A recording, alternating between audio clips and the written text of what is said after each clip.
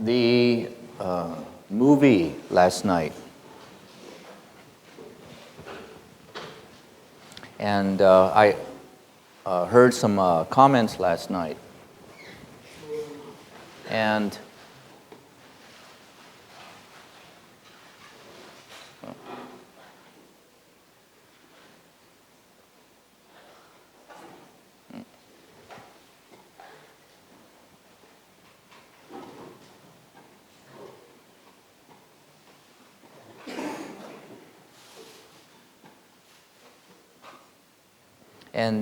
some of the comments last night are understandable. Putting anything on film is very difficult, especially once you start to do splicing. And it really all depends on who is behind the camera. And then again, what the given situation is that the camera, in what direction it is pointed to. And most people, when they go to observe a documentary or any kind of a movie, you know, it does make a difference that the splicing is done well and good scenes, and that it's not there's nothing monotonous or nothing boring or nothing, you know, nothing dead. That it constantly keeps your neurons jumping, activated, and sparking, and flying with 4th of July fireworks, you know. Oh. But yesterday, it was explained to you that the purpose of this particular individual was completely different. His objective was completely different than just being a director. Now, in essence, there's no real essence of being a director, but to take a different perspective about really what it is that the eyes see, the normal eyes, and what they perceive. Throughout all these years, there's been a tremendous amount of teachings about who is walking through that door. Makes all the difference in the world. What the intention is, what your agenda is, the ulterior motives. And what makes the biggest difference of all for most people, and usually it has to be forced. Usually for most human beings, it has to be forced to create a different agenda. And that is receiving a death sentence from a physician with a particular illness and given only so many months or a year to leave. The human being is forced, literally forced, a gun at the head. And again, it depends on the mentality and how stable the emotional body and how intelligent the mental body, and I mean, a lot depends on it and how the person is going to take it. And usually, most people go through the various stages of acknowledging it, taking it in, dissecting it. And usually there's stages of denial and then anger and, you know, and then finally, usually there's some form of acceptance. And I don't know what this person went through. I don't think any of us do. But what this person did do, this person no doubt acknowledged what the reality is, took the facts in, and as a result, this is what is so unique about this. What most people do once they receive a death sentence, most people stay in their same community, in the same house, in the same flat. They stay with the same situation and don't move out and try to get out of their situation. This person took a round-trip ticket around the world. This person went completely out of their environment. And no doubt, I would suspect that he was hoping that there would be some form of a healing, that there would be some form of a regression of his prostate cancer. Hoping, no doubt, and it's a good hope to have. But yet, the fact of the remain is, he is now walking through those initial doors completely different, with a totally different agenda. His life is going to end very, very soon. And when a person walks through those doors with that understanding, a tree is still a tree, people. A mountain is still a mountain. Boats, ships are still boats and ships. And people are still people. But there's a big difference when you walk through the doors and you're 30 years old, or you're 16, or you're 40 and 50, and you're still very healthy, and there's no such thing as passing away, and it's nothing but go get them, go do this, and I got to do this, and I got this next month, and I got this next year to do. In 3 years, I'm going to take a holiday. There's a big difference how you're going to look at the world, especially with the camera in your eyes. Versus, I really wonder what it is that this life really is through a camera.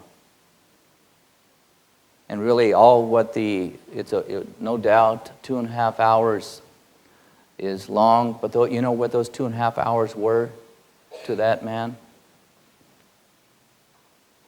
With only so many months to live. You know what 2.5 hours are? You know what that trip was to that person? That those two physical eyes will no longer be observing the light emanating from the sun, will no longer see the mountains and the trees. And I want to see all this, not with the agenda of living forever or as I lived before, but to go see what I have not been able to see. And maybe I won't see it. But as in the end, the ship leaving. Because as of now, this person passed away at the beginning of this year. And you've heard over the years to contemplate your reality, really, as your reality exists, you sitting in this chair for what it really is. One has to contemplate, I wonder what I would think 5 days after I pass away, what this whole lifetime would be. And for that individual, this is all nothing but a dream. It was all but a dream. A play of consciousness, a play of light. Light bouncing off street corners, bouncing off shoulders of people, bouncing off walls, and black tires moving down the highway, bouncing off all colors of hair, bouncing off the reflections of people's eyes, bouncing off black ink out of books, bouncing off the shininess of your nose and forehead. A play of light. Dreamer, dreamer. I really wonder what is the dream. To even go into our dreams at night and cannot tell the difference between that light and this light, what we call the waking state. And 5 days after I pass away, I wonder what that light is. Then this would be considered the dream within a dream. So dreamer, understand who is walking through that door and what is your perspective of time and space. How old are you? How many years have you lived? and you have two beautiful cameras at your disposal, and take as many pictures as you can see. But don't see a tree with a description from your dictionary, whether it is Deutsch or French.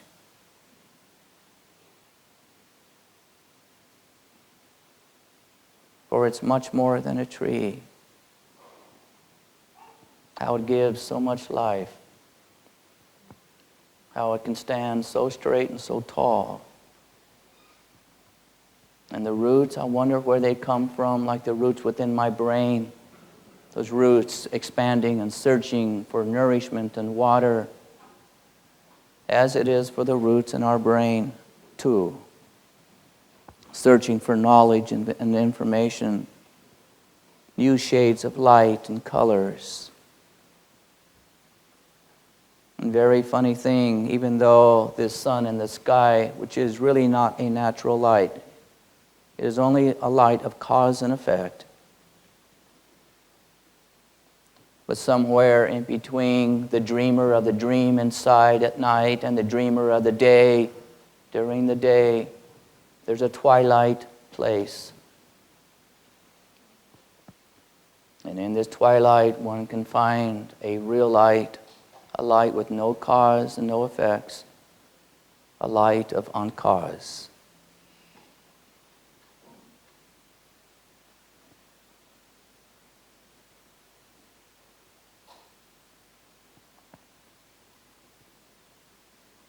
And somehow the movie, if one holds the comments back, one holds the comments quietly.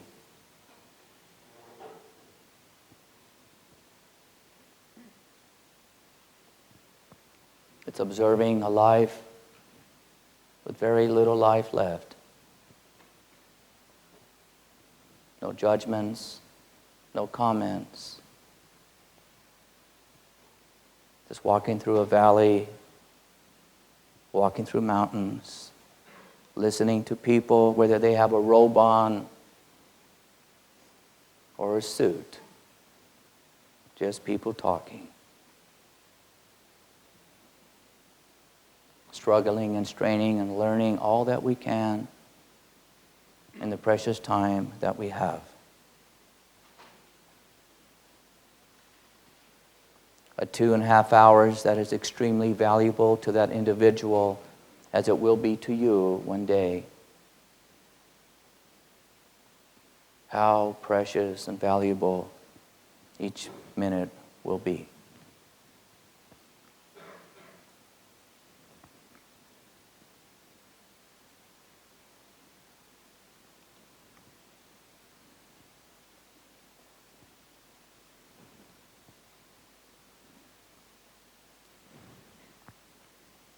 Be careful with the ups and the downs. Be careful with the expectations. You will not find it above, you will not find it below. Somehow the good days seem to creep up so quietly. Somehow the beautiful and wonderful days all of a sudden come around the corner so easily.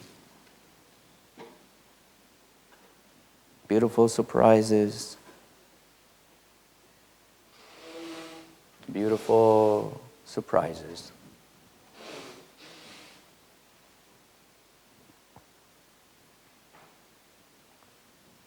Dreamer, dreamer, I wonder really what is the dream?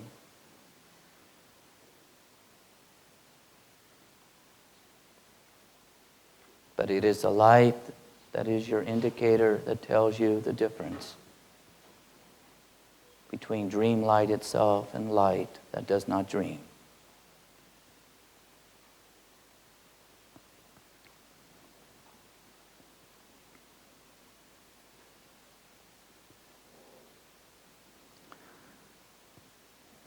When we relax with ourselves enough, we begin to understand what prayer is, for prayer is really nothing but hope, wonderful crutches and wonderful wheelchairs.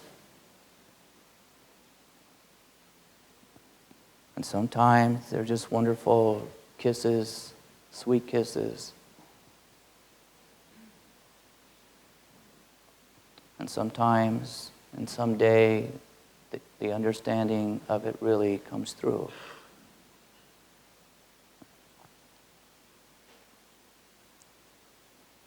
But to realize when you make your own movie, and all it is just walking through a village, all it is just sitting in your chair, and how precious it is just to see.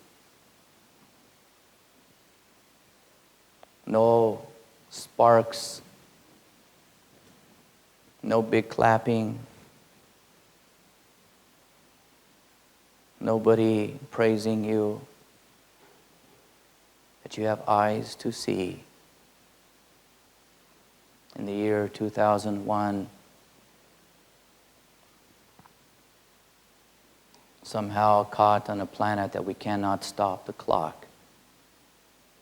It keeps ticking, ticking, ticking, and ticking. That's why I keep the little campfires in your eyes. Keep nourishing them. And whatever your life is, that is your life.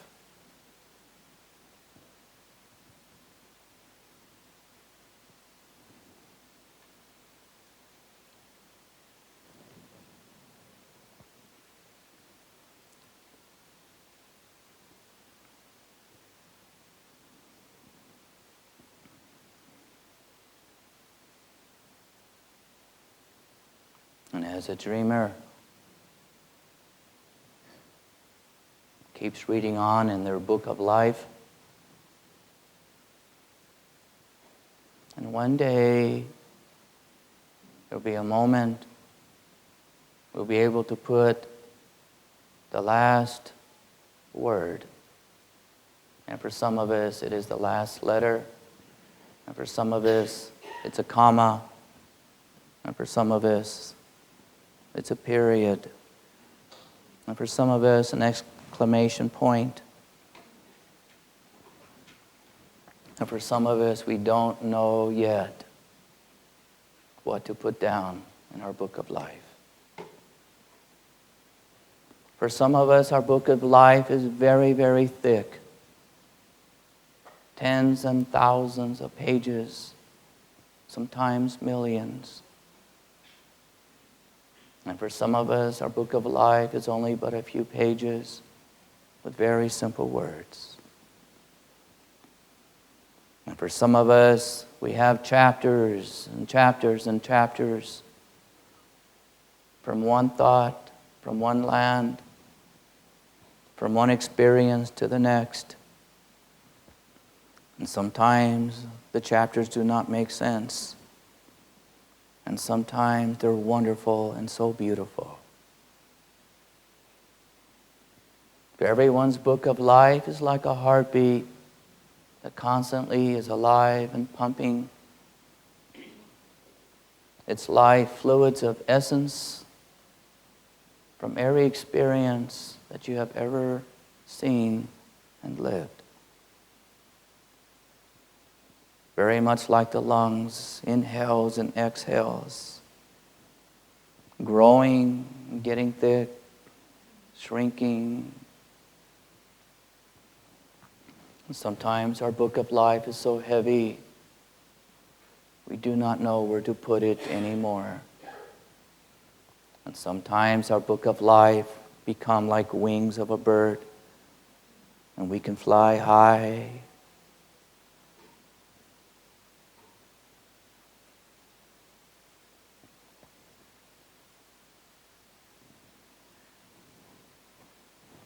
Do not feel discouraged when there's too much weight in your world. Sometimes when we write down in our book of life, there's a little too much lead in the ink, too many heavy thoughts, too much anger, too much confusion. For it does make a difference the kind of ink that you use in your book of life.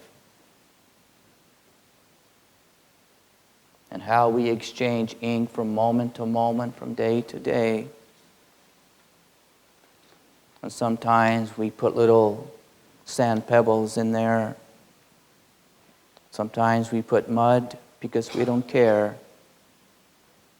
And sometimes we filter it so it is fine, so fine and pure. And sometimes we write with blue and turquoise. And sometimes we write with black and orange. For how funny our moods change. So does the expression and the fire in our eyes, and so do the cheeks on our faces. And very ironically, how it all works out to how we pick up the pen, under what mood, is what really makes the difference.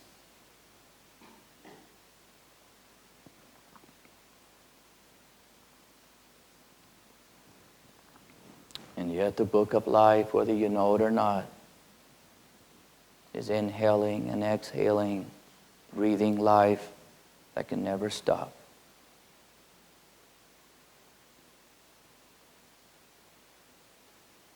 And if life never stops, death does not work, people.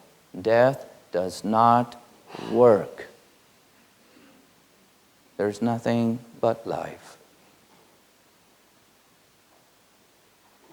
There is nothing but life.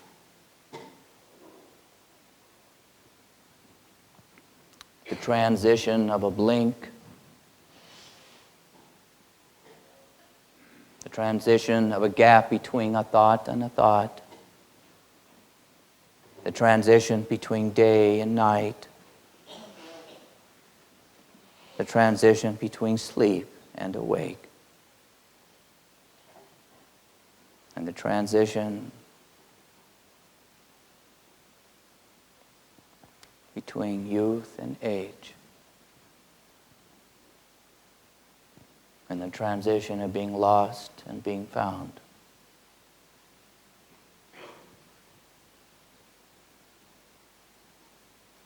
Nothing but life.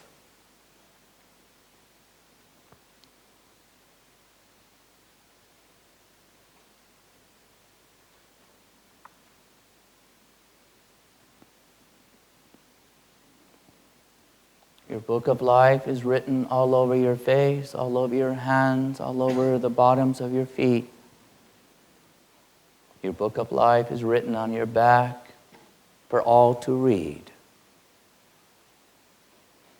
Your book of life is written on your chest for all to see. Your book of life is written throughout your legs and throughout your arms, for all to hold and to walk with.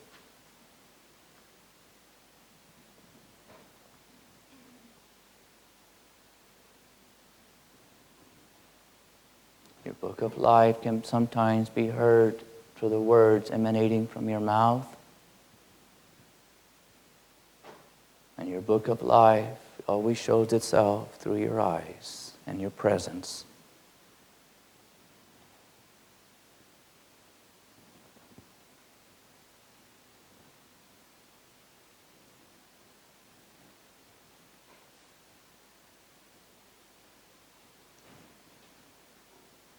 No cave with no entrance, no closet with no doorknob to open,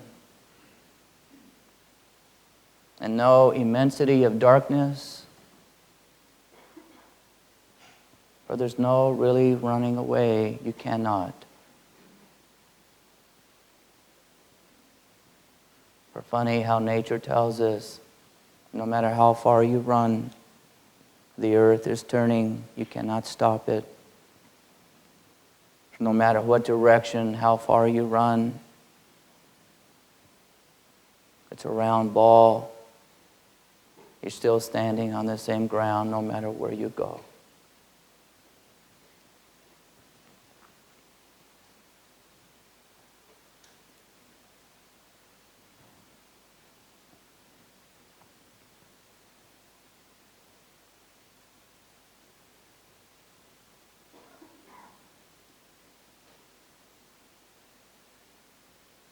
This is your world. This is your world. And actually, it is just between you and life. It's just you in this world. It's a very personal existence to realize this. Even though there are over 5 billion, it's just between you and this world.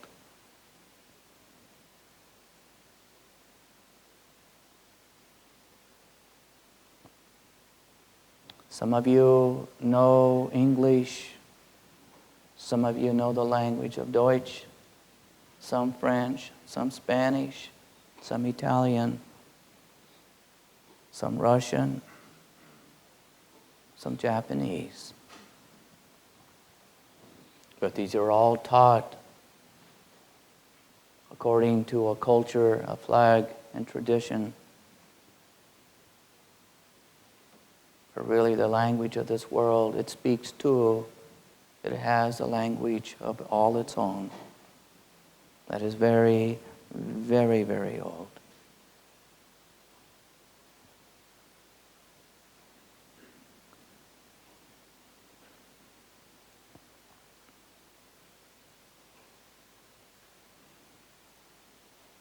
To learn it, you will not find it in a book.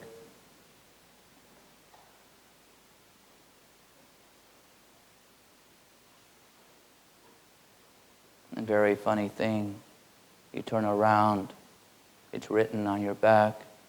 You turn around again to look for it, there it is still written on your back. You turn around again and there it is still written on your back. And you turn around again, and it's still written on your back, and then you turn around, and it's still written on your back. And funny, we can never really see our back as other people see it. And yet, mirror, mirror on the wall, I can see my back. And yet the language does not appear.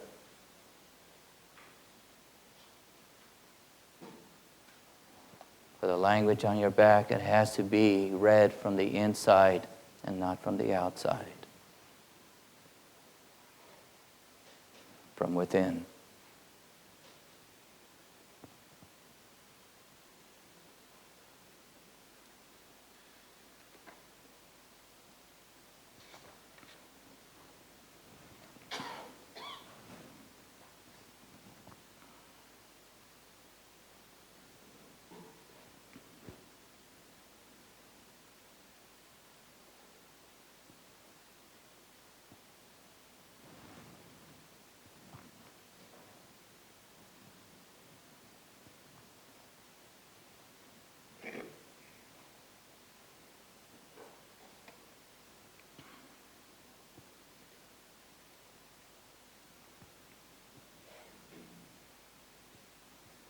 Be good to your life.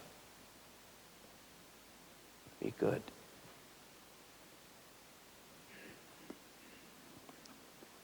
And choose carefully the ink that you write your book into.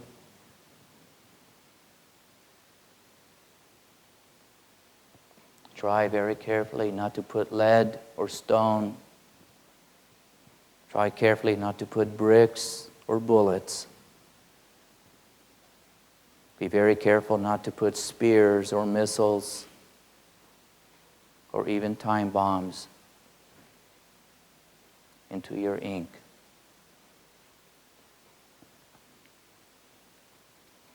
All languages are so important and so beautiful.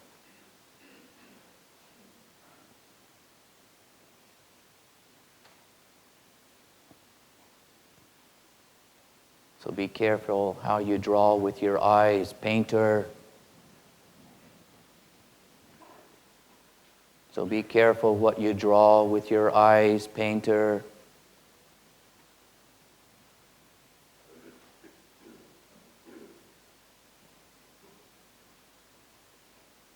The world was already painted before you were conceived.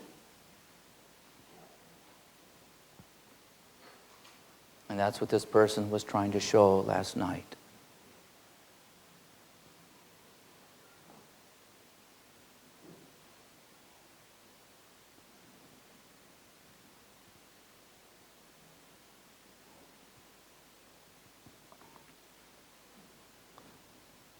Too many cultures, too many people have been taught to paint the world. We are not on top of the food chain, people.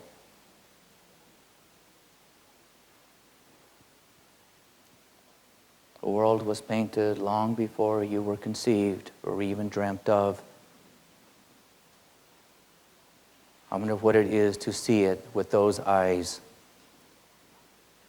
and not the eyes of a painter painting this world.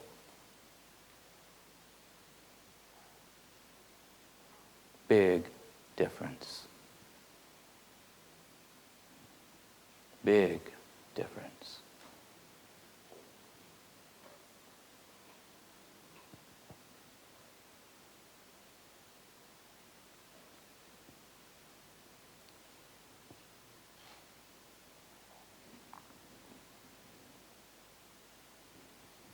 And this is the beauty of logic and reason.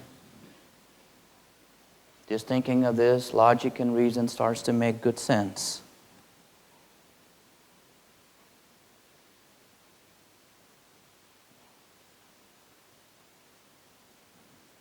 How the psychology of one's mind, especially once the IQ has reached a certain number, with a little inappropriate pride, a little expectation, and pretty soon we start painting everybody. No wonder we get so lost.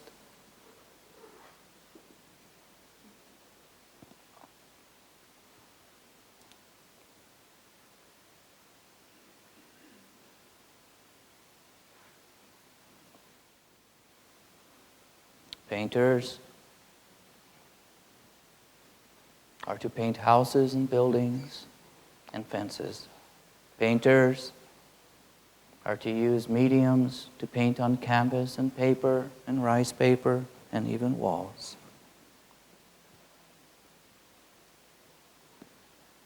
But when the painter starts to paint other people, the dreamer becomes stronger.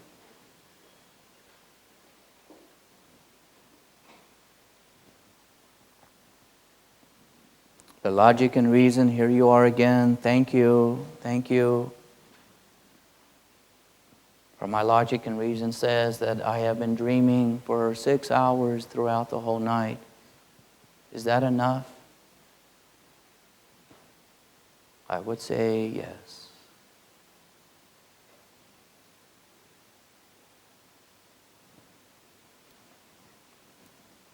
Then we can rest throughout the day and let the world be for what it is.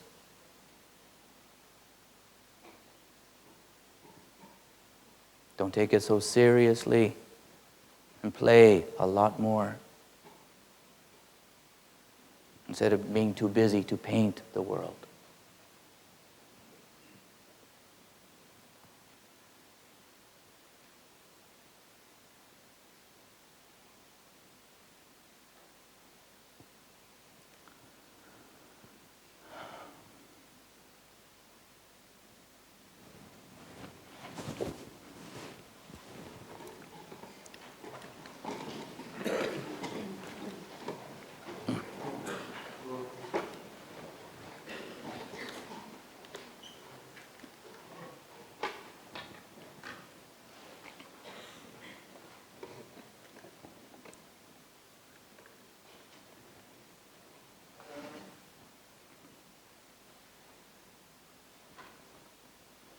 Close your eyes.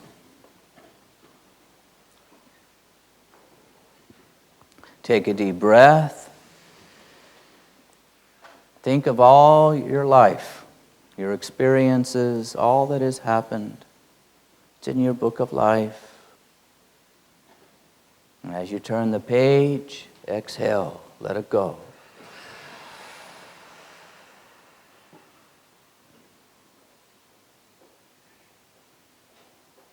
All the years that you have lived, all written down. On some pages, it scratches, nothing but pictures, and sometimes it doesn't make sense. Take a deep breath.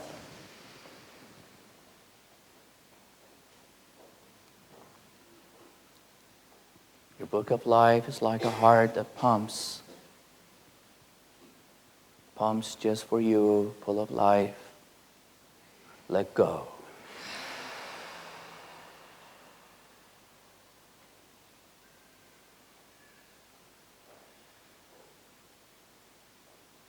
And sometimes the pages are very quiet, like a very silent breeze.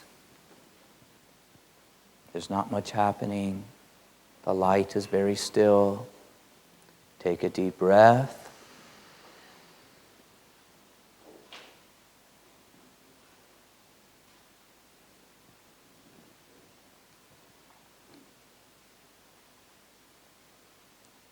Quietly let go.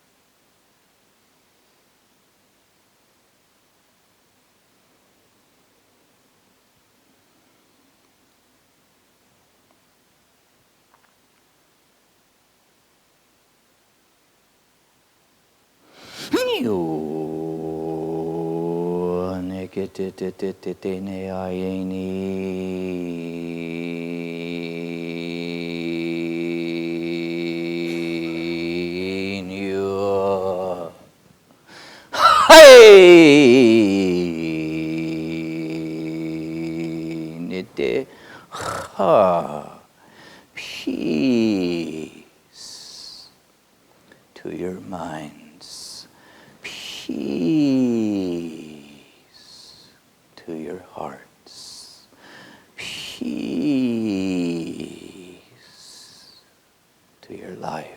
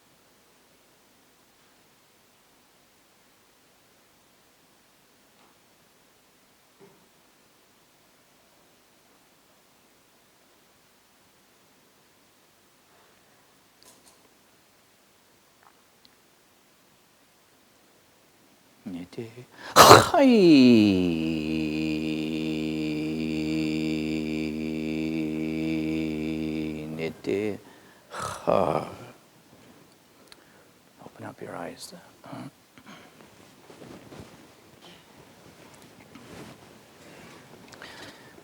We're going to go into the fire dance. In this fire dance, York, who's behind the camera, this is pretty sure this would be the only time we're going to film the whole tour. The whole tour has been filmed, every minute, and it's a big job sitting behind there, and to be standing there, big job, and So what we're asking is that in front of the altar, leave a space completely from one side to the next, empty, so he can move around. Okay? So he comes first. So I'm going to ask that you always keep your eye on him, where he's at. And if he wants to make a pathway, you open up a pathway. Okay? So keep your eye, okay? Keep your spiritual eye on him.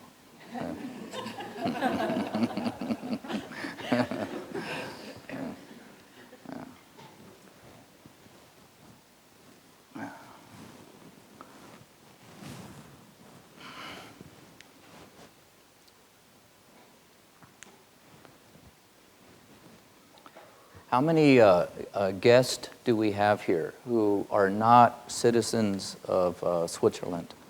Raise your hand, please. Mucho. Mucho, mucho. Okay. So Swiss.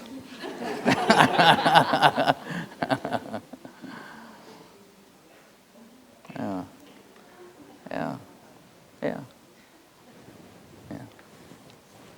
So guests, the Swiss are very, very kind. They're so kind. They're such a gracious host. Gracious host. They're the best. And they just love to be good guests. Or to offer their home, their country. Oh, please, you first.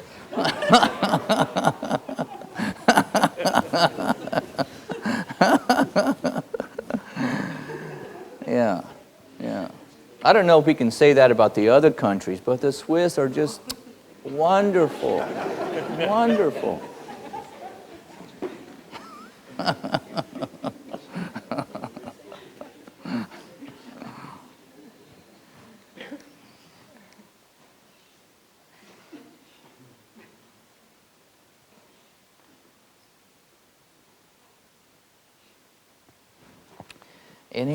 Any questions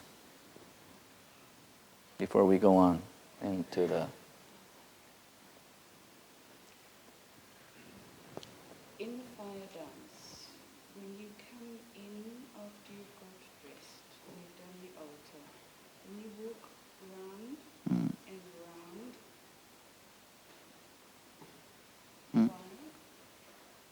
round, The question is, in the very beginning of, before the fire dances started, I walk in circles, and I counterclockwise, clockwise, back and forth.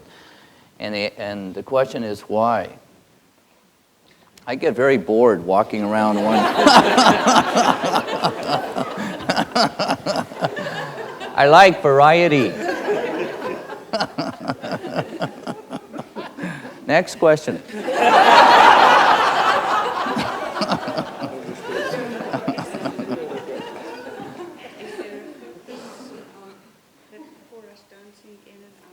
Is there a purpose for, you want to hear this one? Is there a purpose why we dance, in and out?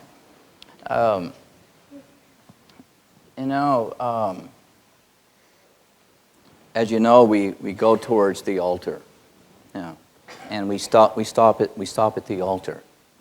And what do we stop at in front of us? The fire. We come to the fire, and between all of us, we all have our own fire in our hearts. But I cannot go into you, and you cannot go into me. I cannot eat for you, and you cannot eat for me. I cannot live your life for you, and you cannot live your life for me. We're all very individual people. And it is a fire that gives us this opportunity, that gives us this particular life in this existence to have this. We can touch each other with our hands, with our shoulders. We can touch each other with our lips and our foreheads. We can pass bacteria and viruses to each other. And we can put chocolate in our mouth and pass it off to the next person in the next mouth. And that's wonderful, but that's about the extent of it. And yet we can also pass each other's faces through our eyes, and we can take somebody in with the light into our eyes. But there's a big difference between a splinter into the bottom of one's feet. There's a big difference of a splinter. A splinter is a piece of wood that gets in your foot. You step on a nail in your foot. It came in, and there's a big difference when someone is not so nice to you and you have to look at it. And there is a big difference when it's beautiful and it's nice. There's a difference. There's many ways of taking all this in. But yet once it comes in through our eyes or into our mouth, it's in. There's nothing we can do about it. Now it's just a matter of letting the dreams process it, or our psychological mind, or let's say the creativeness and the beauty of our heart. There's many ways to process this, or we have to wait for our T cells or our immune system to do its job. It's a big factory inside. Once it gets in through the skin, we have a multitude of factories. It's a big universe inside. There's war going on all the time inside our bodies. There is constantly war, people, and strategy. War inside. And we can even have war in our dreams.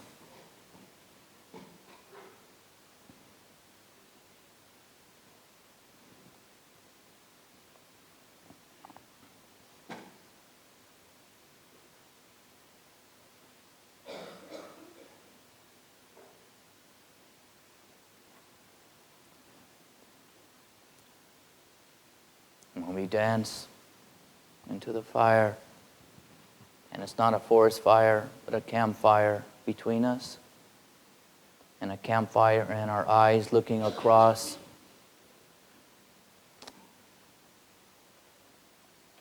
It's not something that can be easily explained. It's something that we just know.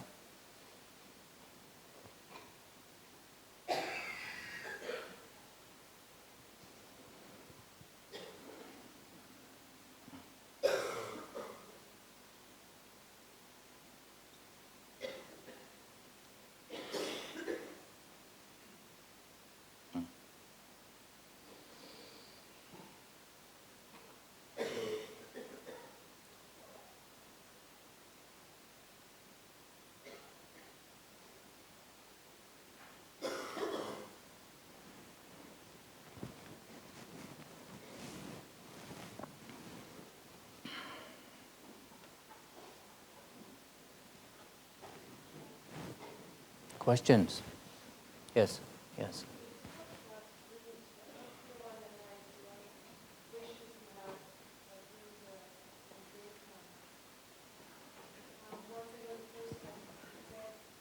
Can you speak up, please?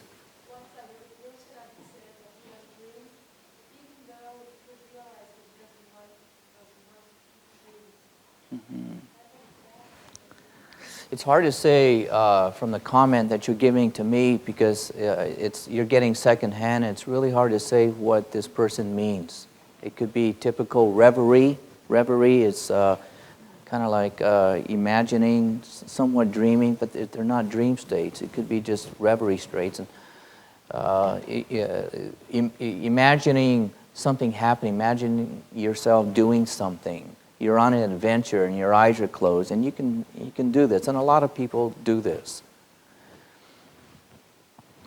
It can make yourself feel good, because when you start to imagine a wonderful dream inside while you are awake, You can activate certain manufacturing plants, certain organs in your body to start producing certain euphoric medicine inside, you could say. So you get a little euphoric with it. And so there's all kinds of ways we can find to get a little high, off ourselves. There's all kinds of ways. Your Swiss chocolate, winning the lotto, alcohol, drugs, just about everything and anything. And so we all basically find ourselves, we're very addictive and easily compulsive human beings. And because this is so, we're addicted to this oxygen, people. We're addicted to it. We need the oxygen. We're addicted to it. We need it. We're addicted to food. We really are. We're addicted to food. And some addictions are necessary and wonderful and good, and some are not so good. And it's up to you to determine what is good for you. What's good for you? But remember, and don't forget the rational mind. It can rationalize anything it wants. But you got to get straight with yourself.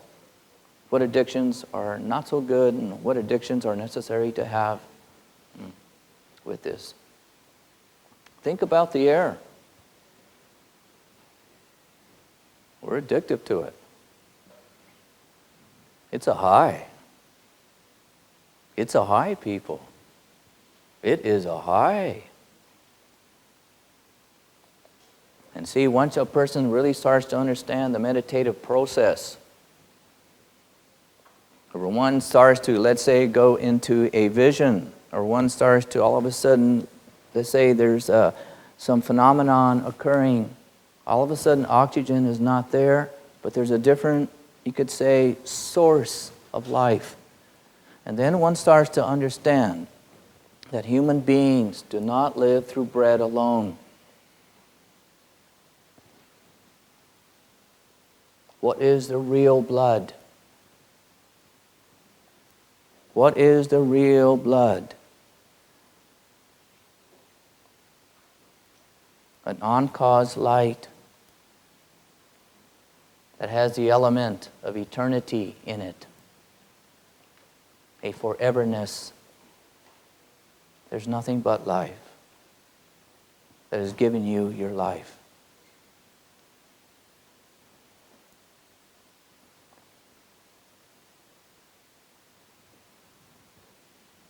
Why there are so few people who are awake, because a lot of people are searching with a good intent and they do well. Why are there so few people awake? And what's the second part? Because a lot of people are searching Yeah. with good intent With good intent? and do well, Yeah. And why there are so few. why are there so few people and there's so many good people searching with good intent, but nothing happens? It is because they haven't really used the logic and reason that school, elementary school, junior high school, university, and post-university school, they haven't learned to use what the reason and logic is for. They keep reason and logic to what they can gain from it. But if you really think about this, all it is just really numbers. It's numbers, people. Mathematics is very, very real, and it's important to understand numbers. If you take the numbers, if you count in the year 2001 and walk backwards, you walk backwards, they say that the earth is anywhere from 15 to 20 billion years. And they could be very, very wrong still. 15 to 20 billion. They think the universe is maybe 20 billion. Okay, that's a lot of zeros. A lot of zeros. Difficult to imagine. Very, very difficult. We have a hard time imagining what happened yesterday. Very, very difficult here. We're too busy living today. We're too busy, I got to do this, and I got to, well, what is it that I got to do? I got to get this tomorrow, and I got this next week, and I got an appointment in 1 hour. oh my God, I don't have enough time. And then, what year is this? Too busy living. And so when one starts to care and understand you got to continue the busy. You just can't quit your job. You could, but you pay a price. You got to be smart with your life. Very, very, very smart. Number one, logic and reason says, look at the investment your parents put into you. Look at the investments your grandparents put into you. They put a lot of money into you. A great deal of money. Look at the money that your government has invested in you. They put so much money in you. But when you're the one growing up, going to school, you don't think about this. You don't see this. You don't see the investment, the good investment. They gave up their Friday nights, a lot of their Friday nights for you. Not all. Not all parents are good parents. But most parents are. And they gave up a lot to raise you. The same thing with the government. It's for you, so you have a better life. And if you use and understand this reason and logic, hey, that's right, that's right. Just don't throw it away. Just don't burn down your flag. Just don't say your country's a bad country. And just don't hate your parents just because you have a disagreement. There's an investment in you. To respect that investment, that means you're respecting the past, you're respecting time. Once a human being disrespects their parents and disrespect time, you are lost. You're lost. You have literally almost taken the spinal cord out of your back and threw it away. You're lost. You need your spine. You need your back. What supports you? What keeps you erect and not a worm going with the ground? What keeps you erect? Your back, your foundation, your support. Then, once reason and logic starts to understand this, that's right, that's right. There's a lot of investment here. Hidden, secret, hidden investment. But the little ones don't know this. And most people grow up still in their 40s and 50s and still don't know this. They never think about it. But good reason, good logic, you begin to think about what's in the background. What gave me my life? Then, if you want to go further than this, then you have to start to think, okay, let's do a survey. Let's do numbers. How many individuals have actually, literally woken up in the last 5,000 years? Literally. Then you take those numbers and you go, how many people have existed in the last 5,000 years? And you get a balance scale. Get a good balance scale. And for each person is one pebble, one grain of sand over here. And then the other people that have not woken up, put the grain of sands over here.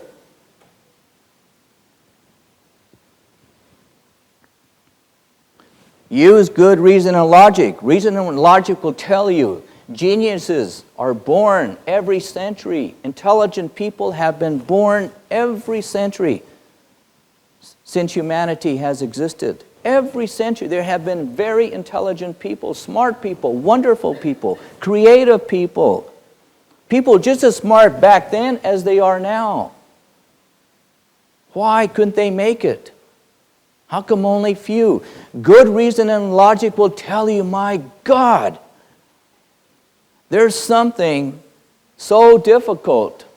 There's something that cannot be grasped with the intellect, with the normal understanding. It's obvious. Look at the balance scale. It's not that easy, no matter how smart you are. It's not that easy. Look at the figures. Look at the figures. Look at the figures. Look at the figures.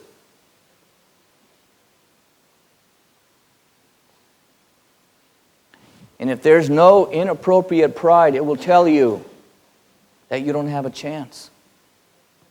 It will tell you you don't have a prayer. Good reason and logic will lead you to the conclusion. Either you got it or you don't. Either it's in your cards or it's not. It's not that easy.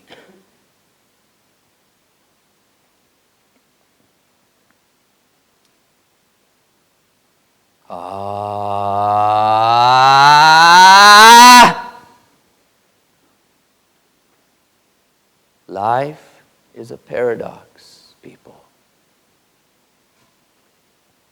Life does not run from A to B.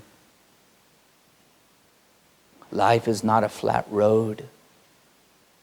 Life is just not logic and just not reason. Life is just not black and white.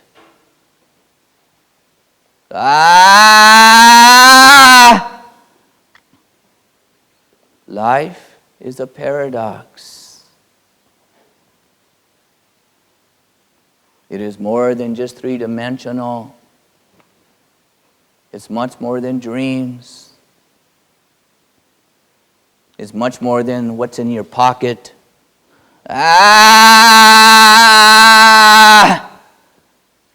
Life is a paradox, don't forget. And because if the very few it has to say, be very, very, very, very careful with where you are coming from. It says, because of the balance scale, most come from the wrong direction. They come with a wrong intent. And why these very few, they end up in a poem or a song, or be called fools, or be called bizarre.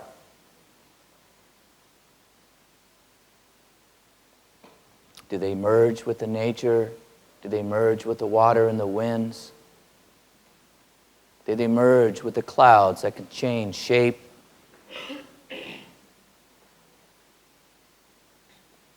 Did they learn not to fear fire?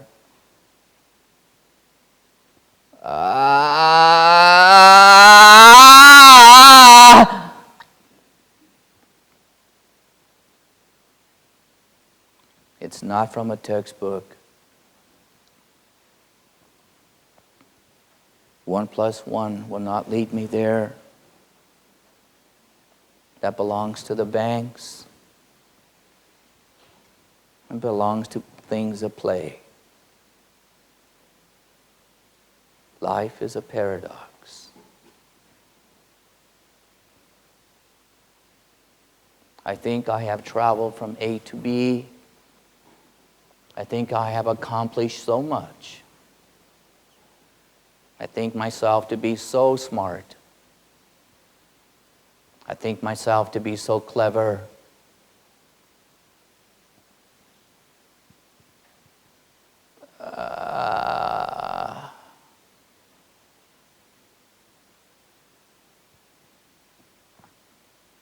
And yet every now and then the sky will open up. The song reveals itself, its secret deep inside the tones. The poem, if only. Meek, noachis, noche, noche, nochine, cha.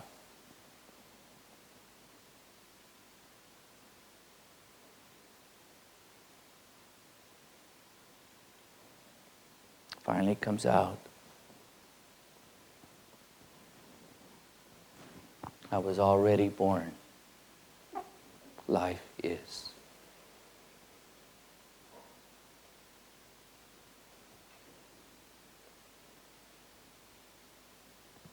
Like running around the world looking for my bones, and there they are resting inside my body already. I have cried many, many nights calling, where are you? Why weren't you there when I needed you? And the paradox is you already were there. Already.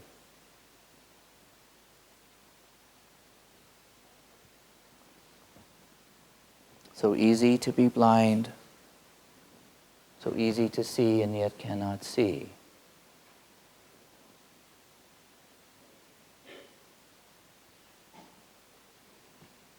Be careful with your dictionaries, be careful with your labels, be careful with your psychology.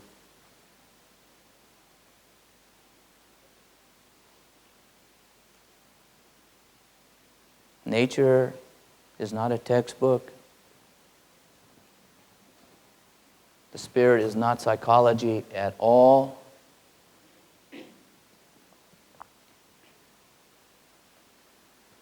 Cleverness belongs to the inventor and not spirit.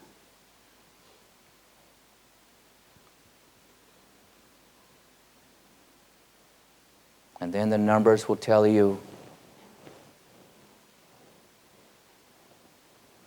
it's your sweat, it's your saliva, it's your urine, it's your tears, it's your laughter, certain words, certain thoughts, and certain dreams. But do you know the difference?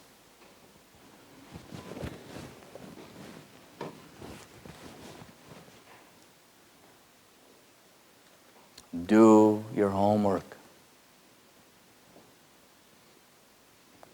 Let's fire dance.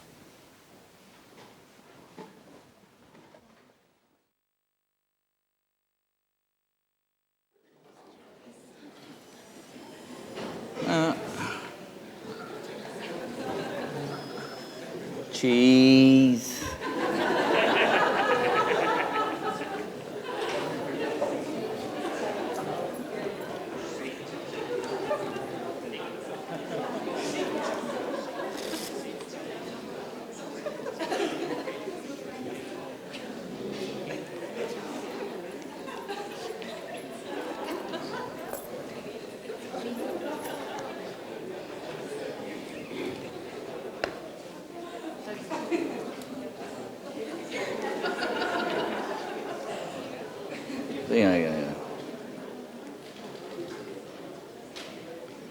I think I got a.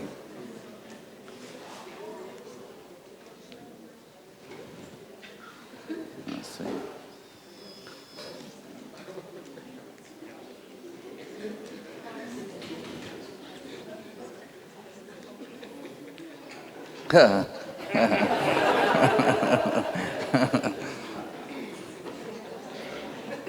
I'm doing what I do best. Wow, new faces? Impressive. Very, very impressive.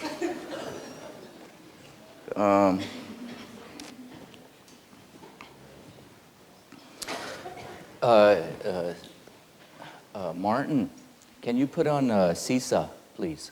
Yeah. I believe it was last year. We all signed a card to this music artist. And he is the one who sings Sisa, but we'll play it so you can know the song. And this is one of the songs that just so appropriate, so touching before the fire dance. We play this. Yeah. Huh?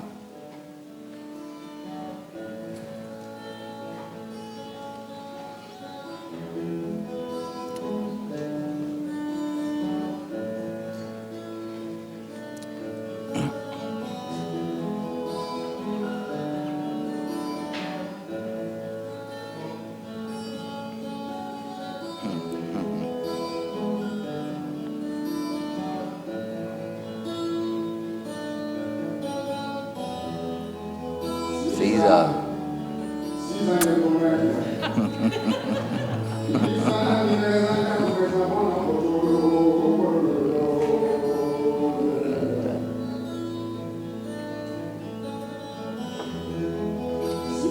Dear Heidi,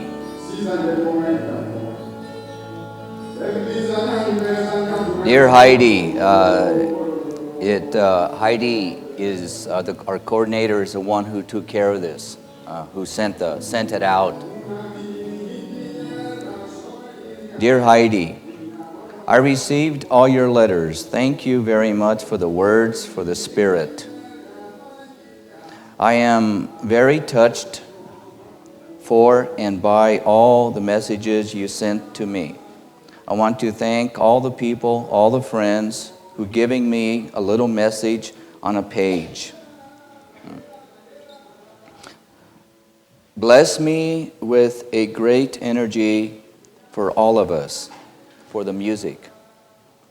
I just came home from a little tour, and from the end of March to all of April, the program with my musicians is already booked. Anyway, I have all the information. As soon as possible, we will, how and when we can meet. It is also a great opportunity to have it's in French, something with Emaho. Please transmit, you know, please transmit to him and all friends my best salutations. To you, my kindly regards, and thank you again for the invitation, for your letters, are a gift for the mind and for the heart.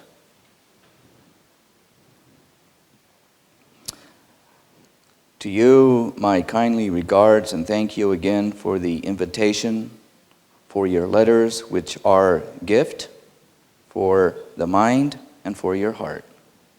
Sincerely yours. How do you pronounce it? Heidi? Is Heidi here? French. Yeah. Yeah. Yeah. It's French.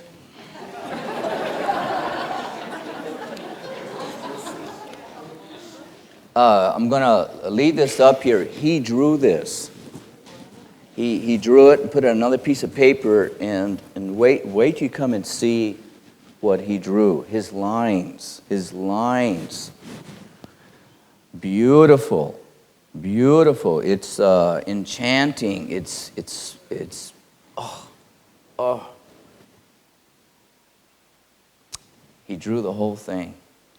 His music, his medium, his art, his hand, his words, his mind, his heart.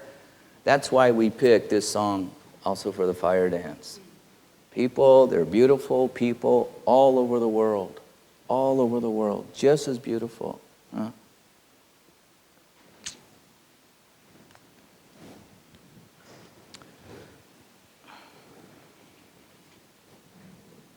Yeah.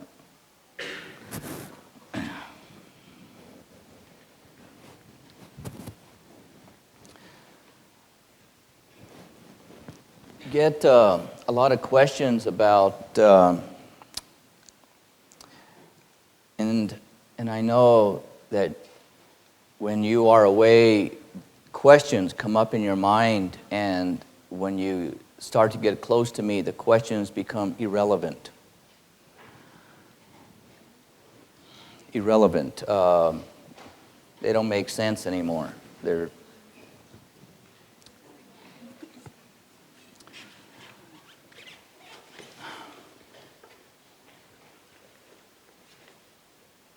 It's hard to say anything about that,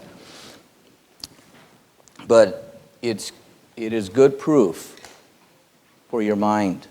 It is extremely wonderful evidence for your mind about what life is, that life really is a phenomenon. It's a lot more than just what you thought. In essence, that there are other environments that can have an influence on the mind to such an extent that your questions, which at one time at home or in another environment, they made sense and carry good, strong impetus to have a force to go out and ask these questions, and then you walk into another environment and they just kind of like turn to smoke and disappear. And when this phenomenon happened to me years ago, to go in the presence of other teachers, going back and forth and back and forth and back and forth, realize, well, it's a phenomenon with this. So when we walk into an environment, in somebody else's world, you're walking into my world here, and then you start to absorb it. You get radiated by this, and this is what changes people. Because we do too many silly things with words, and everybody has a different interpretation for the words, and each word has its own charge, and it's like a domino effect, and pretty soon it's like gossip. You say one thing to one person, and 20 people later, it's completely different. The story's completely different, and as it is with these words within our own heads. But when you go into an environment where there is more spaciousness, there's more quietness, there's really more clarity, in essence, that the light itself within that particular environment is more clear,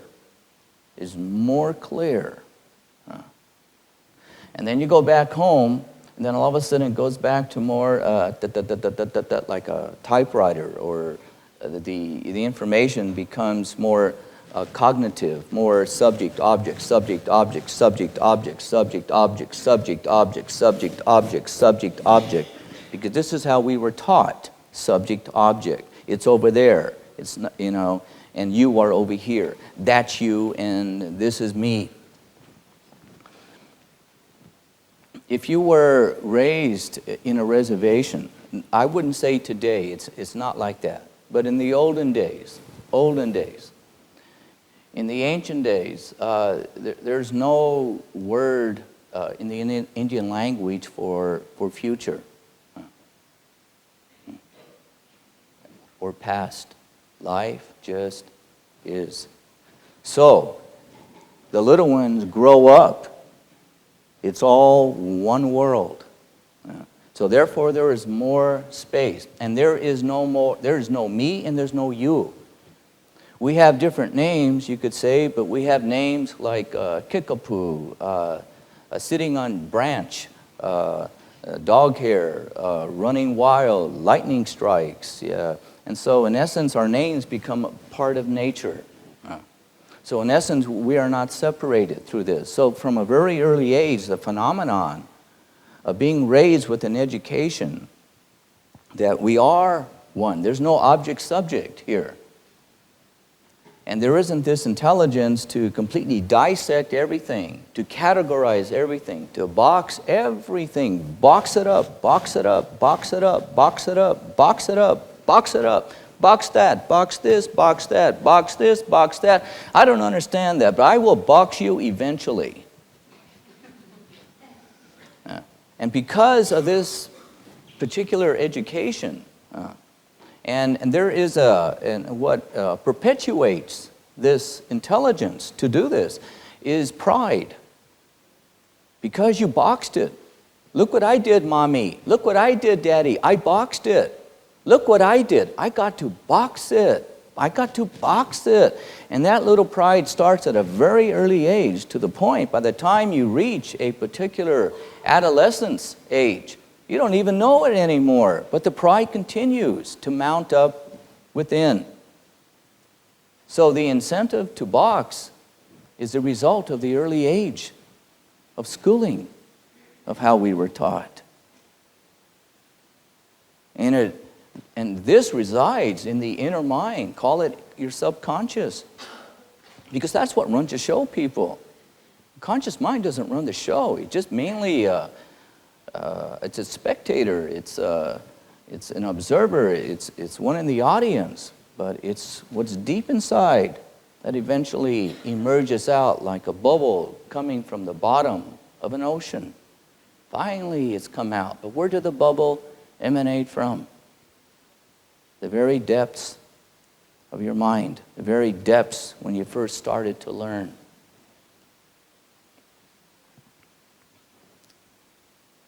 So when you come into this other environment, and the questions aren't so relevant anymore, there's more spaciousness.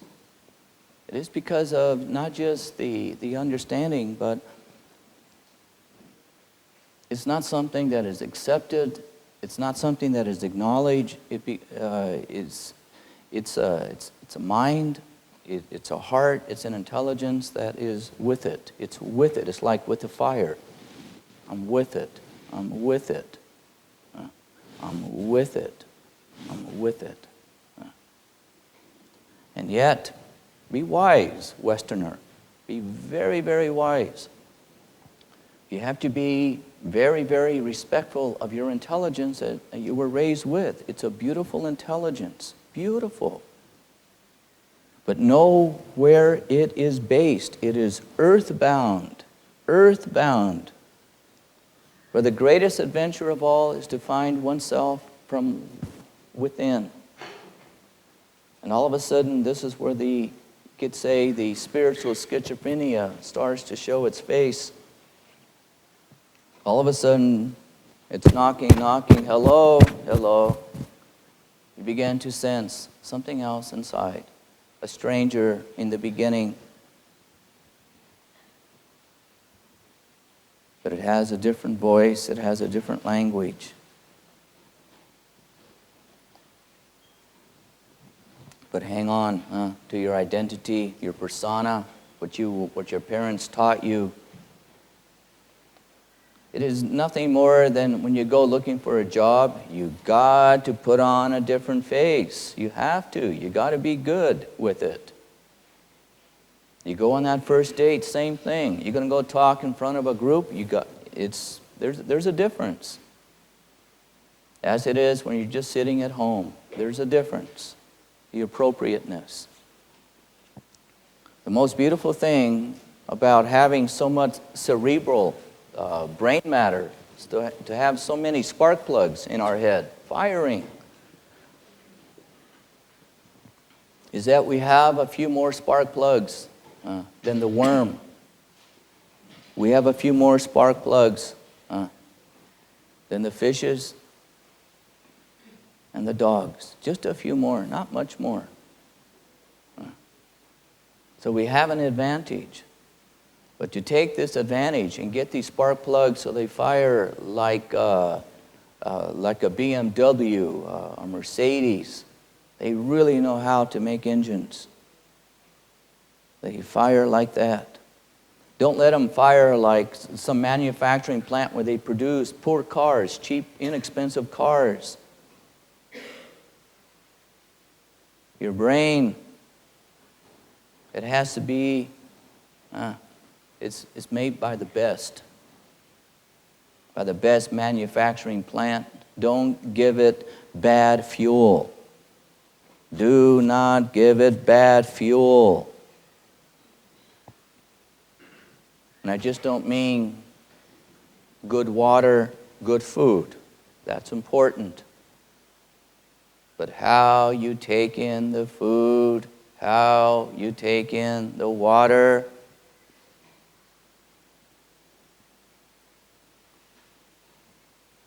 But call it your attitude.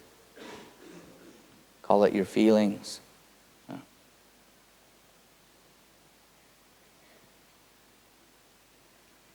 What you put out, what you walk with, is keeping you walking, keeping you sitting there without falling off the chair.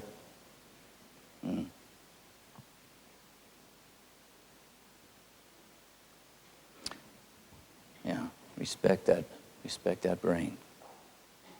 So the phenomenon of walking into other environments, really the most beautiful thing is that we have so many wonderful, beautiful environments to walk and to learn of.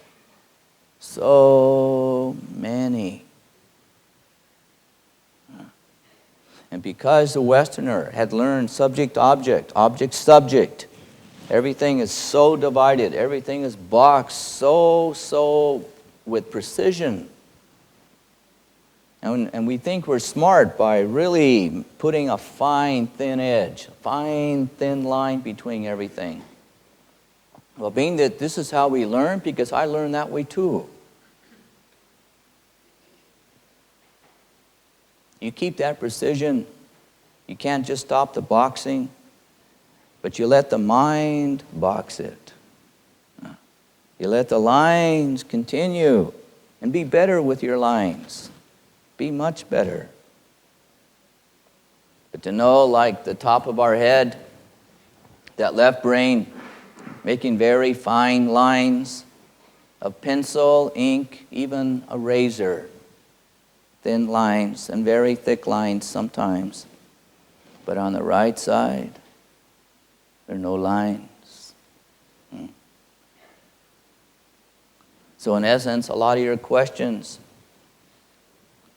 is that your identity, your persona is actually, let's say, focused on your left brain. That's why the questions become so relevant at the time, because you're totally identified in the left brain. Don't even know it. You cross that bridge. The minute you start to leave this particular environment, all of a sudden, if the habit is to take that identity into the left brain, you start to cross that bridge, and pretty soon you're over there, without even knowing it, that you crossed the bridge. And you are as comfortable on the left side of the bridge as you are on the right. As comfortable. But it's a bridge. It's a bridge. But see, think about this. Now let's use good logic and reason. You run to the left. Let's say 3-4 days later, you find yourself in the left bridge, left brain, and logic and reason, and all of a sudden boxing becomes very important, and you become, we're all good at it, and then you come into another environment where it kind of pulls you into the right, you cross the bridge, and all of a sudden the questions are irrelevant. Then you go away and you go back across to the left. Then you come back over here, you go to the right, and you go back to the left, and you go back to the right, then you go back to the left, and you go back to the right, And here's another phenomenon that brings you to the left. The minute you walk out, all the environments there, they have it's almost, you could say, an inert conditioning that is already preset by how much time has been invested in each home, in each business, in each town, and in each community.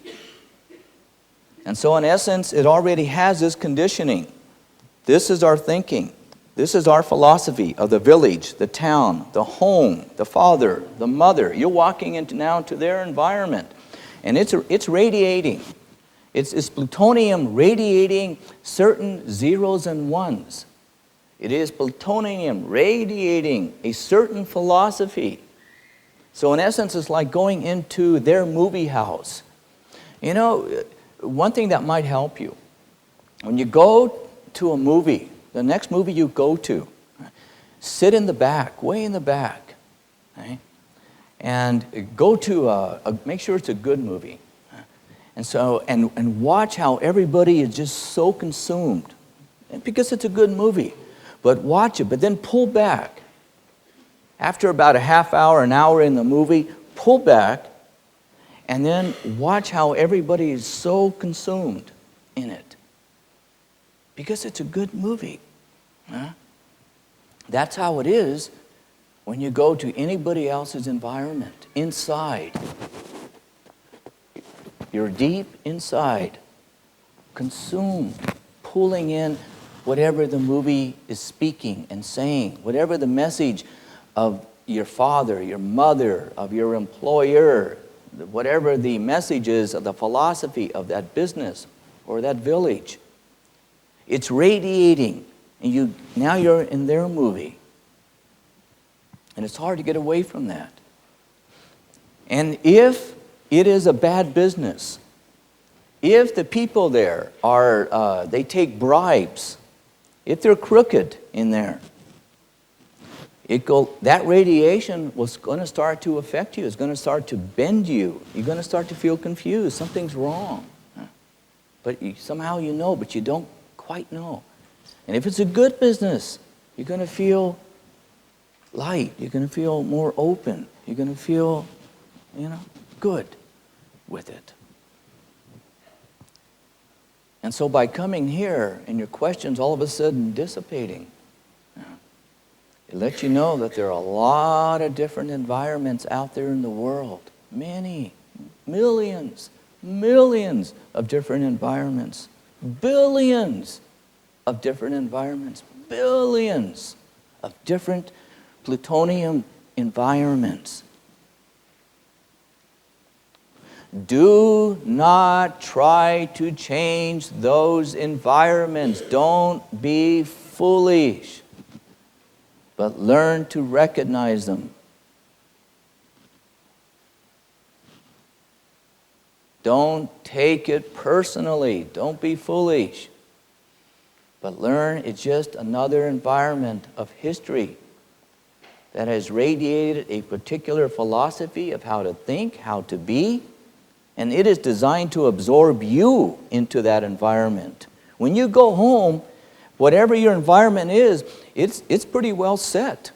And so we go back into our natural habits, so to speak, in the very beginning. So as you dodge in and out, it's like going from right brain to left brain, and from one environment to the next. Be smart with it. Don't try to change it. Just let yourself become totally aware of all these various plutonium environments.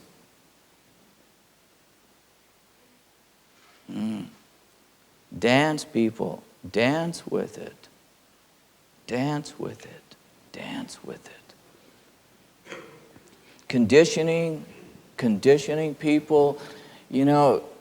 So many people have been taught that conditioning is bad and bad and bad and bad, and it is not bad.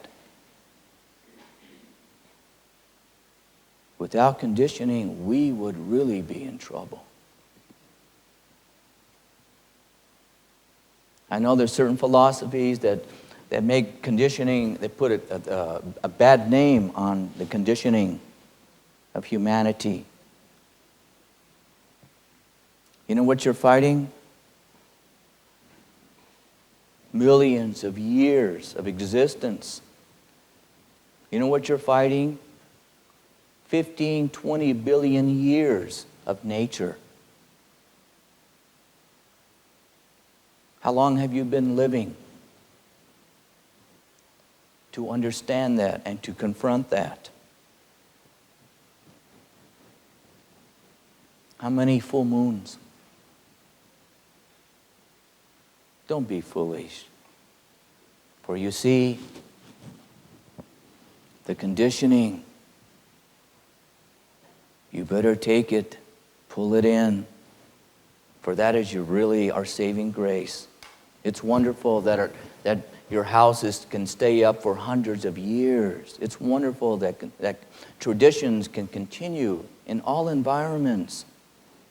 It's wonderful that the Swiss just don't all of a sudden become French the next day, or Russian, or Chinese, or American. Can you imagine that? Better not. Be very grateful that conditioning exists. It's to respect it. There is a place for it in this universe, because it is the conditioning that keeps the mountains there long enough so that we can say, that's north, that's north, that's north, that's north. Because people, it is not subject-object. It is not object-subject. It is not subjective-objective. It is not. That's all mind games, mind play to keep you busy. Hey, proud foot. Hey, two toes. Hey, hair that stands in wind. Hey, running lightning. Hey, one cheek.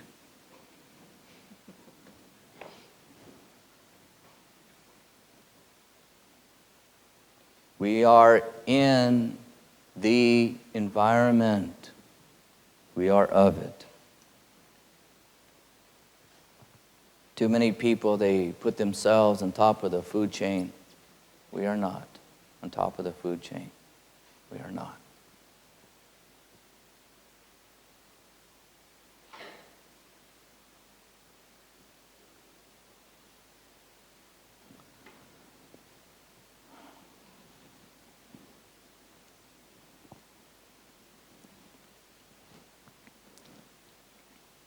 So your job is to pay attention to these environments and how it affects you.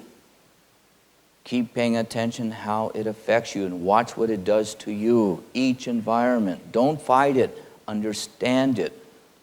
Watch how some environments will eat up your clarity. It will just eat up all your goodness. And some environments, they support your clarity. Watch it. Become an expert of environments. Then your strength will start to show up.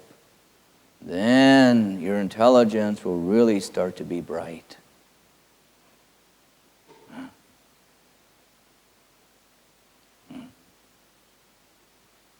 So environments, here I come. Where's that bridge to the right brain? Where's that bridge to the left brain? But as it was with the speech yesterday, I'm talking about, there was a question, why is it that only very, very few people have actually woken up? And you heard what was said afterwards. And when you put it on a balance scale, and each person is a grain of sand who didn't get it, and the people who got it were put on the balance scale on the other side, and what's it going to look like? And there is many as intelligent people over here as there were over here. But what is the difference? This is where your good logic and reason comes in. Because people, it will tell you, if so many didn't get it, it says that the odds of anybody else getting it, slim. It's like winning. It's like winning the lotto of the earth. Almost 5.4 billion people. What are your odds? When a human being comes to terms with the greater reality, not what you want or not what you wish or not what you hope to be or not what you think it should be, but what it is with the odds, people. It's the odds. It's math. Math works. Math is very, very real. It works. Your feelings are feelings. Don't go by your feelings, people. You will get lost. Don't go by what you want. You'll get lost. Be wise. Check the odds. And when you really see the odds, you don't have a prayer. You just don't have a prayer, basically. A fact. It's a fact. It's a fact.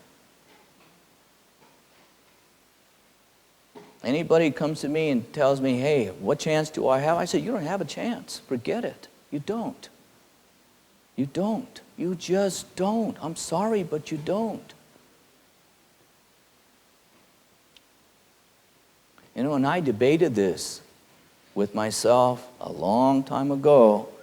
What are you going to tell the people? What they want to hear or what all the other teachers tell all the students? Oh, yes, you got a wonderful chance. Oh, yes, you're just ready to go. You're just ready to pop. Yeah. But I didn't want to lie, because I would be lying.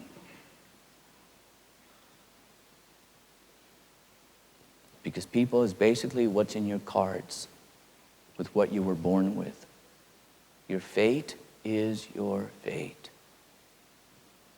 Your DNA,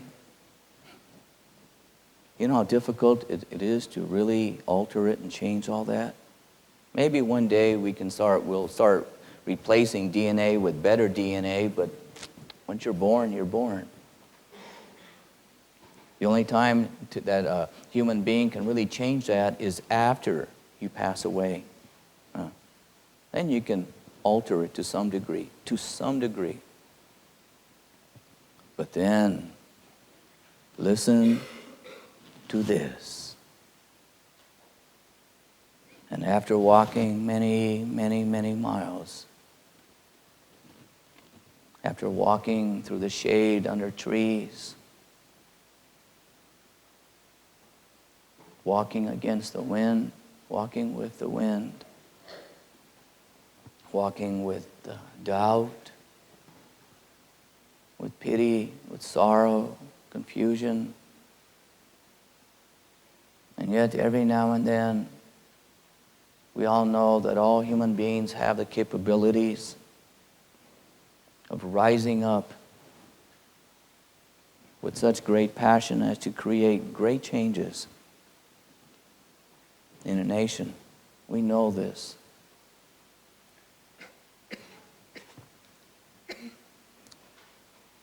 And because only very few have made it, you could say it was in their cards. It also says that is basically the way, you could say how the conditioning, this is where the Buddha is really correct, where the conditioning comes in. And after 7 years, you're pretty well cemented. After 7 years, you're pretty well cemented. The cement is almost dry.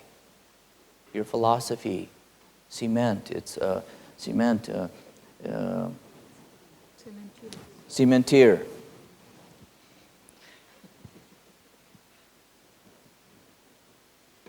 But the one who's 7 doesn't know it. The one who's 16 doesn't know it at all. But to see what the subtle bodies are comprised of, to see how the subtle bodies interact with the philosophies of the tradition of each family, of each culture, of each nation, under each flag, it's shocking. You don't have a prayer other than to be Swiss.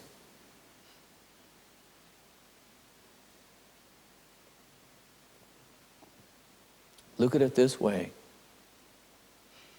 You'd be surprised how many Europeans have gone to America, lived on the reservation to be with the Indians and try to be Indian. Many Germans, actually, more Germans than anybody else. Some French too. They go live in America, live with the Indians, and you could see they live there. They try to be so Indian, American Indian. Indians never accept him. Never can accept him. Never. But they call him my brother or my sister, but never can they be accepted. Because they're not born Indian. They don't have it. You may want it. You may look good. But you're not. You're Swiss. You're German. You're not American Indian.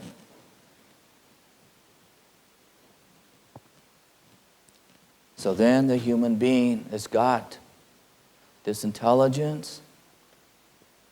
Then the human being has got to start to use the Western logic and reason that is so beautiful. It's beautiful, people. It's so beautiful. But use it. So if I'm Swiss, and for me to think that I can get it is like me trying to be an American Indian or African. Have you tried a white man trying to be an African? Huh? Try to dance like them.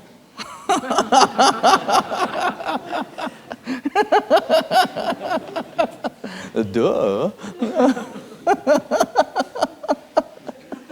Yeah, try and match their rhythm. Pray like hell, and then when you pass away, be sure you take a compass with you. And Africa is, go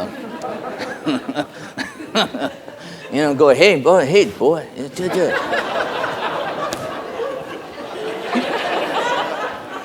And then maybe, you can find yourself in Africa. Come on.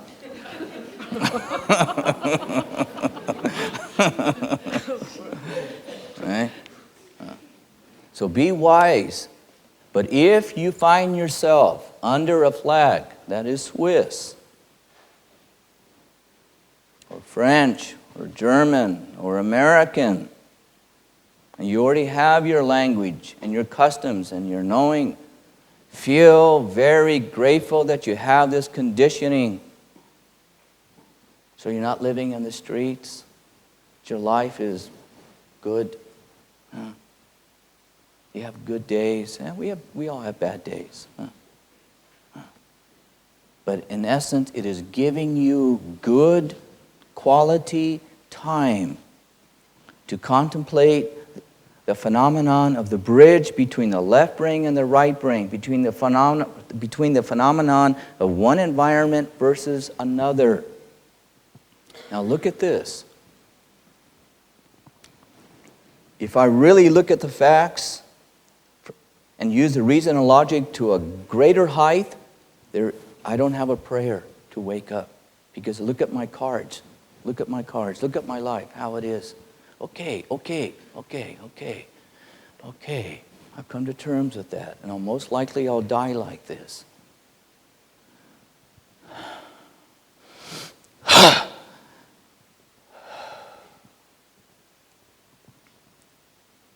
But every now and then, something happened in my life, whether it was a moment, sometimes it was an odd experience, or something crossed my brains, where life wasn't the same linear,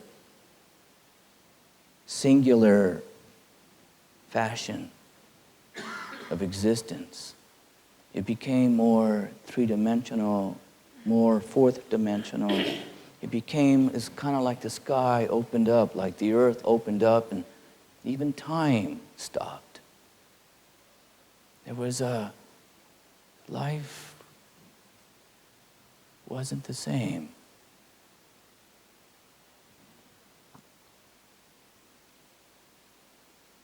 And when one goes over certain stories of other individuals and starts to describe these moments of happening that can alter really one's perception,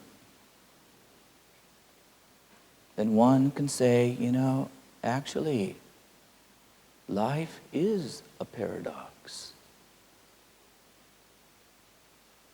Birth, passing away, youth, age, night, dark, hot, cold, pressure, no pressure, wrong, right, happiness, sadness. Sit up. Happiness, sadness.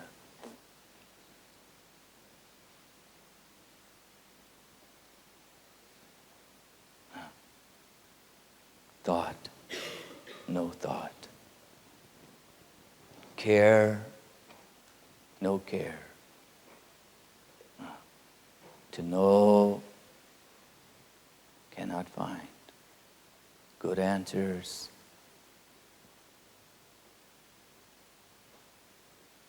If life truly is a paradox, and it is all on this side of the balance scale, because of the conditioning, which is really necessary and good, it is that these grains of sand, they have not been taught to think, to perceive, to walk, to breathe, to eat, to listen, to go through life more and more, each day, each moment, as a paradox, not as a citizen of Swiss.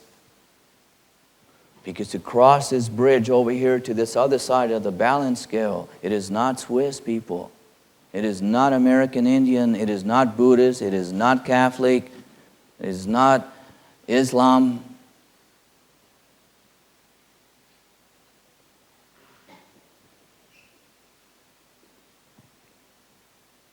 The flag belongs over here.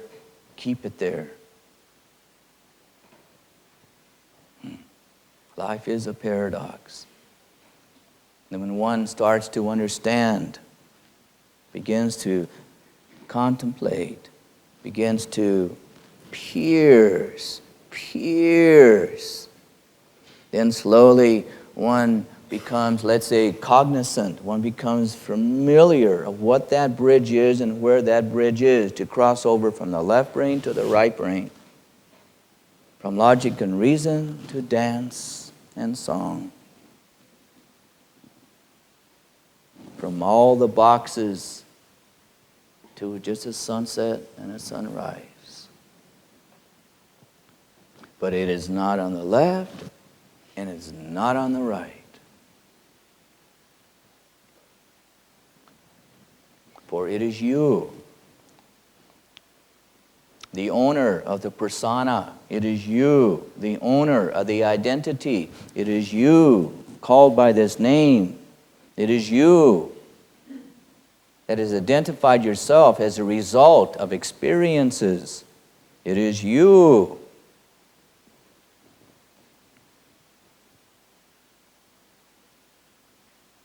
You got to keep walking, learn to walk, find that bridge and walk to the other side. It's only another environment. That's all it is. It's just another beautiful environment like the environment of the left side. So as you go back and forth and back and forth and back and forth and back and forth and back and forth and you're comfortable. You're not at war anymore with the left versus the right. You're not at war with yourself inside. This is where the war is, people. It's with your own self. And once peace, for peace is not the stop of war. It is the understanding of the environments. Then one, because we're born with 2 hands and 2 feet, there's a very good reason, and it's just not to walk.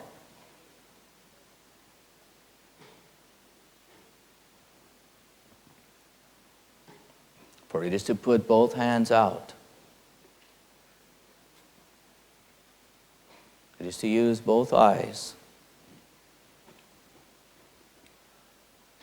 And realize it is not from the left and it's not from the right. It's not being right and it's not being wrong. It's not having the questions and not having the good answers. It's not really it.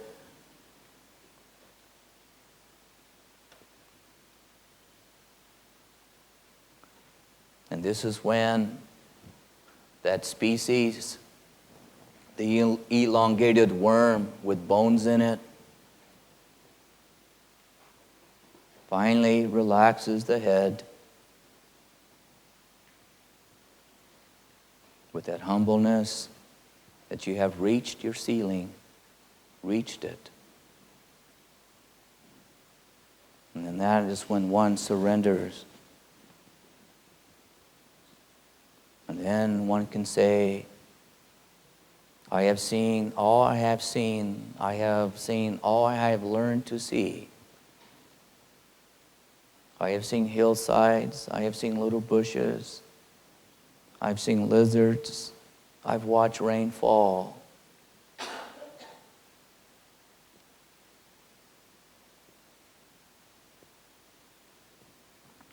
I've heard voices and many voices.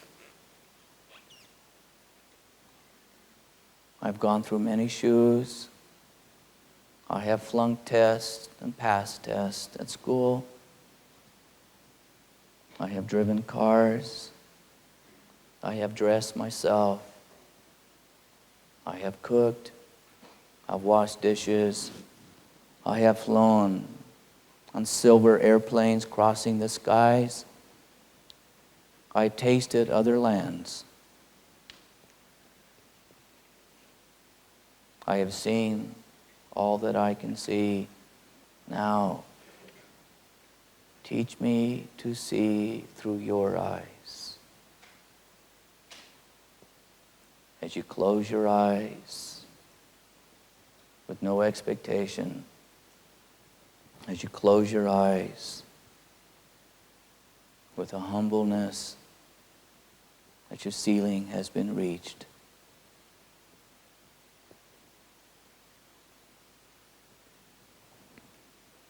And then it is the left side and the right side of the fence, of the wall, the borders, the continent, the state lines, the boundaries,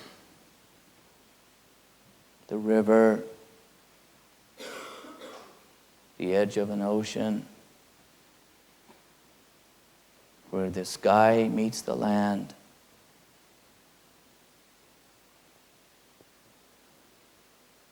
It is the last breath,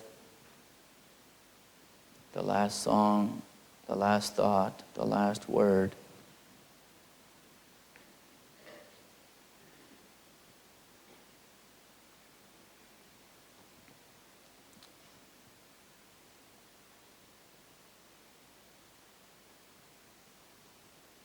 And the head slowly, slowly, not with weight, and not used by gravity, not dependent on it, but bending the head with a will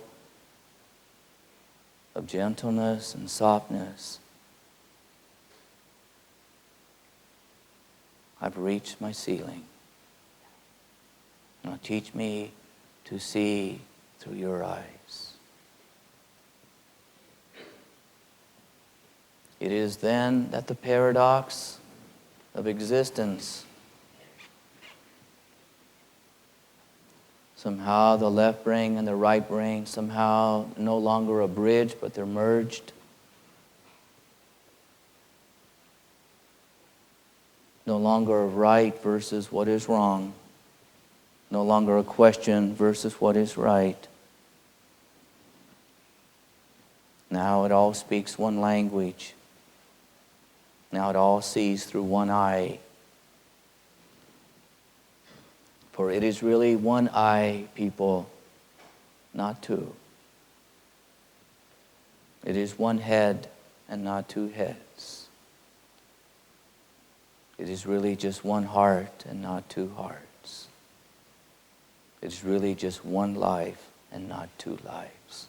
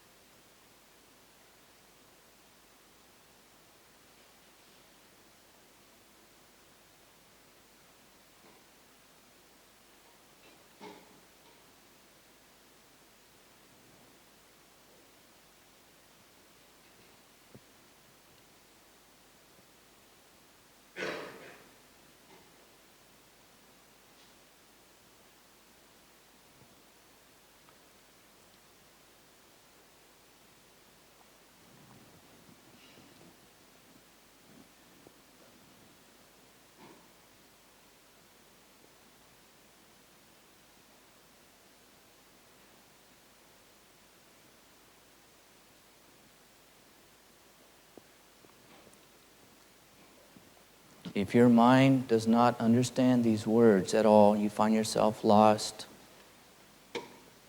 your body uncomfortable,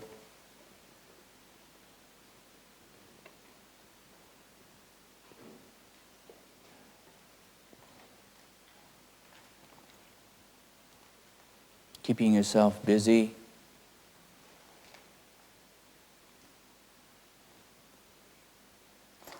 just know it. Know that.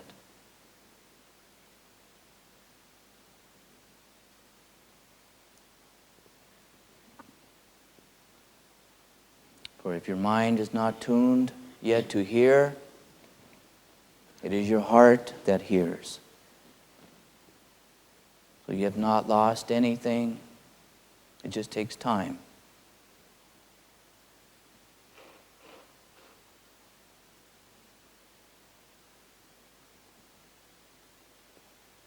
But it's just holding the respect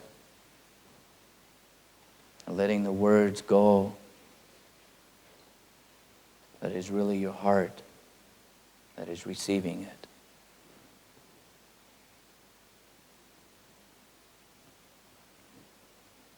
It doesn't mean that you're ignorant or dumb at all.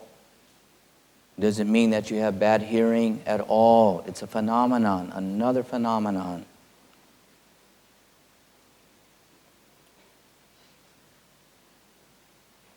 It's just that the mind is not fine-tuned. The frequencies have not reached its height to hear.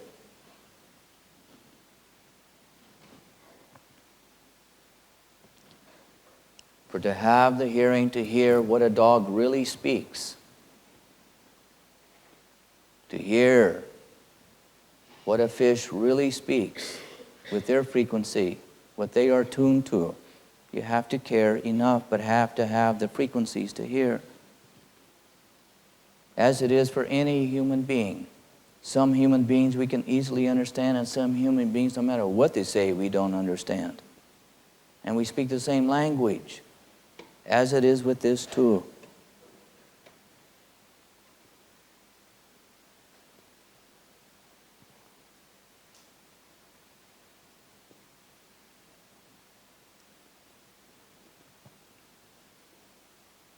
It's just being steady, being very steady.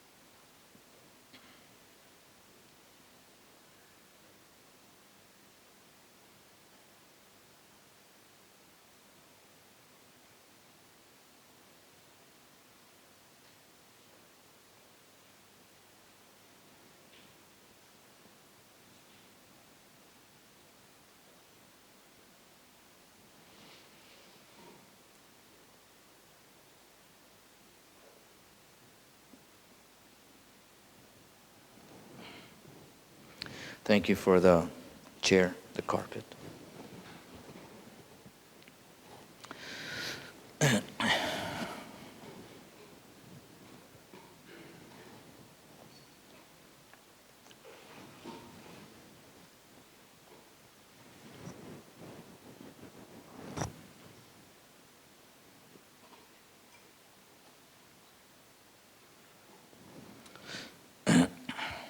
And I thank you for the dance yesterday. Thank you very much.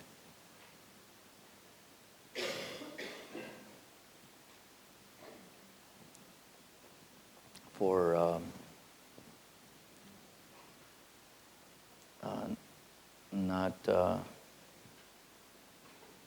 not putting the pressure on me, and dancing the way I've always would like to dance. And it's always that conflict of wanting to take everybody in, and then time, and I can only take so much. The body tires too. But to do the dance without the pressure, it is such a difference. It was such a difference.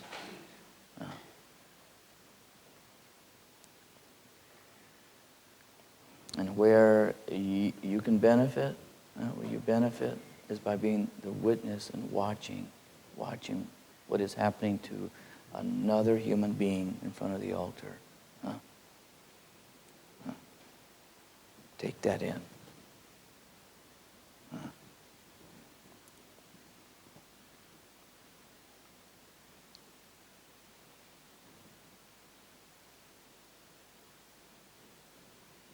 Thank you.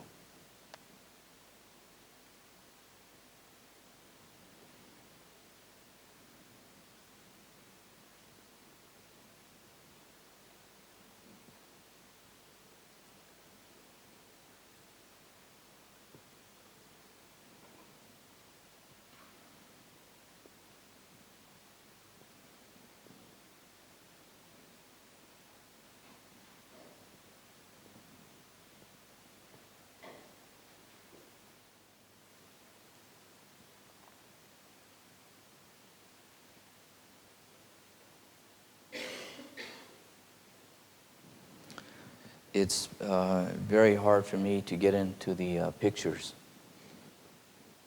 Things keep coming up. Yeah. I've been trying to do the pictures for the last 2 years. I'm a little slow.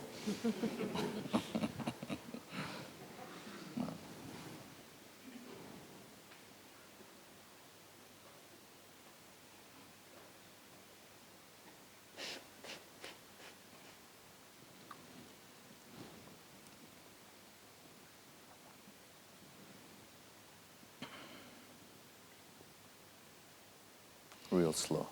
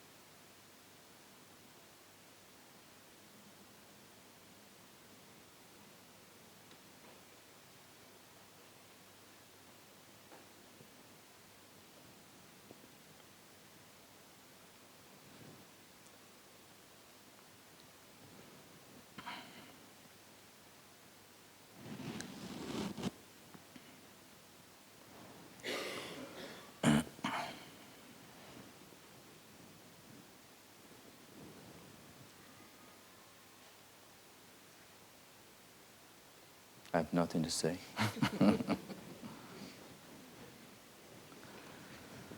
Yeah.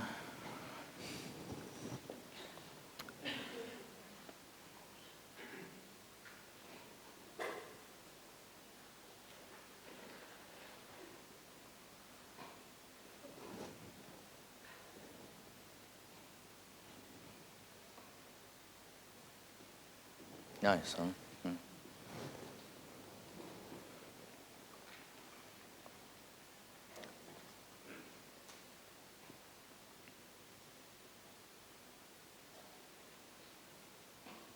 Oh, I left a movie in my room. This is a very different documentary. This is, I mean, one that's very, very nice. That's really right there, short and sweet. The Inuit Indians in Canada living in the snow. You got it? Oh, good. After the break, we're going to watch it. It's a short one. And it is a documentary like this is really why you could say I come to do the fire dance. That's why I come to do the fire dance. And you may see it in the movie. It's really the story about an old man. He's an old man. I don't know how old, but it's about what was his life like as a small Inuit Indian and growing up in a land of ice. But the predicament is the same. It's just that it's not so cold beneath our feet today.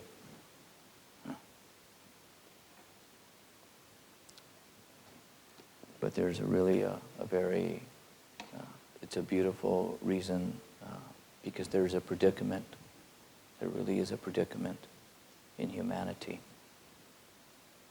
And it's to understand it, to see what that predicament is. And the movie shows it very, very clearly, very quietly, very subtly, but it's there.